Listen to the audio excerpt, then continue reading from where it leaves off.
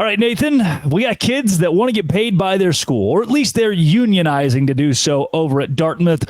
And this, my reaction to this, Charlie Baker, the NCAA president, has already put a proposal forward of schools directly paying athletes and the rich getting richer, creating a super division amongst teams that could pay their student athletes $30,000 more or more a year. Now that Dartmouth students actually unionized, this feels like a fever dream for what the NCAA president wants to do moving forward. Yeah, I mean, who knows where this goes, right? We've been talking about it on our show for a while, that the House versus NCAA was huge. That settlement dollar is going to be in the billions.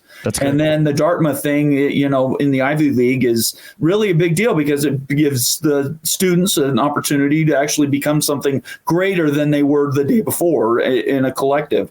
Where it goes, I don't know. I think the Charlie Baker thing was just a shot over the bow. They want to stay relevant, the NCAA does. Mm-hmm. And in 3 years, I could see the NCAA not having anything to do with college football. I could see the Big Ten and the SEC coming out of their special meetings and saying, you know what? We really don't need you. We don't need you to enforce any rules. We don't need you to administer any of the work. Why are we sharing our money with anything at the NCAA? It's not even an NCAA championship when we're talking about at the end of the year in the list of championships. So in my opinion, they're just going to walk away from the NCAA. The NCAA is just overhead at this point, and they're going to just create this sort of it's not Super League's not a great way to sound it. It's just another league. It's like another division in college football. And that'll be the 4 power conferences, if there's still 4 power conferences at that point. And it'll all wash out. The players are going to get paid. Now, we don't know what that mechanism is going to be. Is it the conference? Is it the school? Is it the entire, all of college football coming up with some pay scale for each individual's division you're in?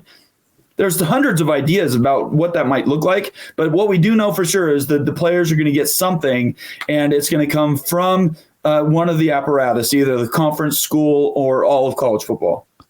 I want to add a bit of context to what you said about Charlie Baker almost waving the white flag, his own white flag, and tossing the SEC and the Big Ten a bone here. That's what it was. This was a PR move from his standpoint of saying, stay in the NCAA. We will create your own little mega circle where you all can create your own rules and pay your own players. Will the Big Ten and the SEC bite? I don't think so. I'm with you there. They would instead create their own thing. And you say the Big Ten, the SEC, the ACC, and the Big 12 doing it together. Do you think the ACC and the Big 12 have enough power to break away from the NCAA if the SEC and Big Ten do so? I think they will in association with those other 2 leagues. I think that the Big 12 and the ACC, if the ACC is still around as a power conference, I do believe that they will be in that upper group. Because look at it like this. Do you think it'll be welcome, though?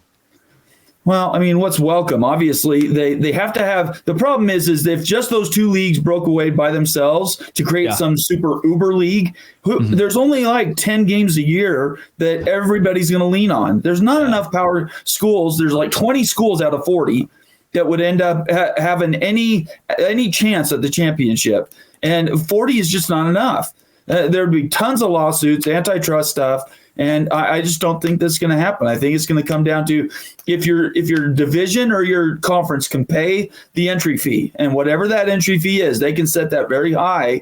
Then they show the level of commitment to play at that higher level, pay the players what they need to be at that higher level. Then anybody could really be in it as long as they're willing to pay the price. If these schools break away from the NCAA, what does it do to non-revenue sports or even basketball?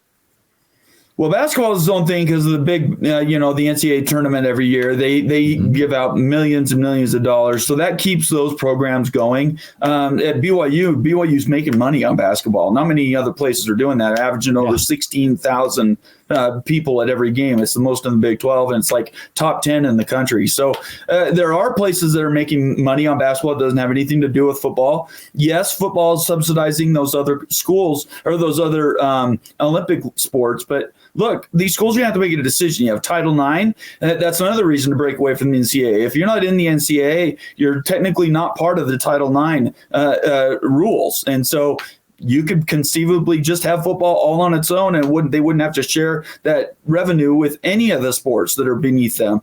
I think that's where the Big Ten and the SEC want to be, because they can take the remainder of the money and they can keep all of their Olympic sports running really without ad infinitum. It can go forever because of the amounts of money they're going to be making. It's going to be tough for the Big 10, Big 12, and the ACC to do the exact same thing, because even though they're making a portion of that, they're only making 30 or 40% of that money, maybe in a good year 50% of that money. It's going to be very difficult to keep those Olympic sports going. So at BYU, I think there's 31 Olympic sports. I could be wrong on that. They may have changed the number, but to keep those others going, they use football to do that. So I don't know. I mean, these are all decisions. Each one of these schools and conferences are going to have to decide whether they can pay the freight to be up in this upper league. Nathan, before we go, I mean, I'm thinking from the perspective of somebody who's listening to this show for the first time or hearing a lot of this for the first time. Right. And if that was me, my first question would be, how did we get here? How did we go from even 2019 or 2020 murmurs of Texas and Oklahoma leaving the Big 12 to now talking about the NCAA being a dormant has-been? Well, the NCAA did it to themselves. They've had many, many opportunities in the last 20, 30 years to make the changes, the progressive changes they would need to stay ahead of this. You know, when the Ed O'Bannon lawsuit happened for basketball, they treated that like it was like the end game, right? They fought against that until they finally lost. They should have gone with O'Bannon, gotten together and said, you know what, let's be proactive.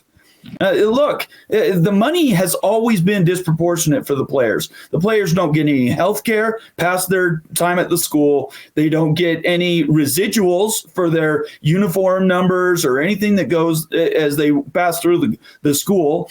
And that's not fair. And we live in a capitalist society.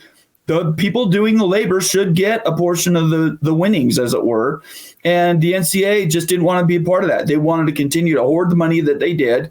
In my opinion, in a corrupt fashion. The NCAA is not run in a forthright way in decades, really.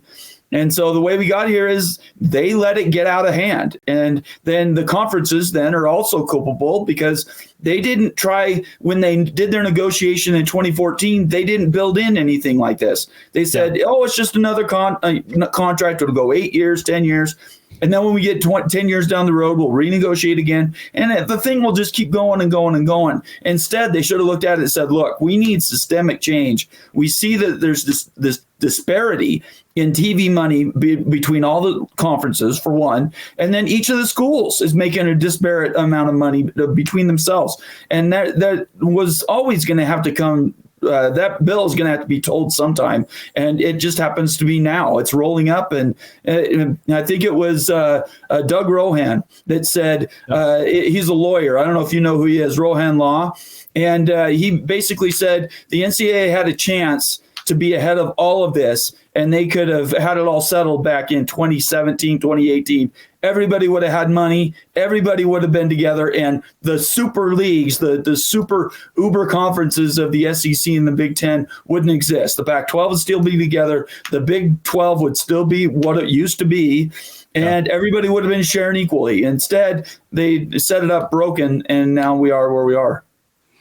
We're in a mess, the middle of a mess, Nathan. And schools have realized it. Athletes have realized it. And that is what has gotten us to this point. So I'd like to go a little more detailed into the Big 12 and the schedule that Brett Yormark and company released a couple of weeks ago. I haven't talked to you about it yet, but I was peeved that the Holy War wasn't played on Rivalry Week. Let's get your thoughts on it coming up next right here on Locked On Big 12, part of the Locked On Podcast Network, your team every day. Today's show is brought to you by eBay Motors. Passion, drive, and patience. What brings home the winning trophy is also what keeps your ride or die alive. eBay Motors has everything you need to maintain your vehicle and level it up to peak performance, from superchargers, roof racks, exhaust kits, LED headlights, and more. Whether you're into speed, power, or style, eBay Motors has got you covered. 122 million parts for your number one ride or die. You'll always find exactly what you're looking for, and eBay's guaranteed fit means it's guaranteed to fit your ride. eBay Motors, you're burning rubber, not cash. With all the parts, all the prices you want, it's easy to turn your car into the MVP and bring home the win. Keep your ride or die alive at ebaymotors.com. Eligible items only. Exclusions apply. eBay guaranteed fit. Only available to U.S. customers. That is eBay Motors. Visit them today.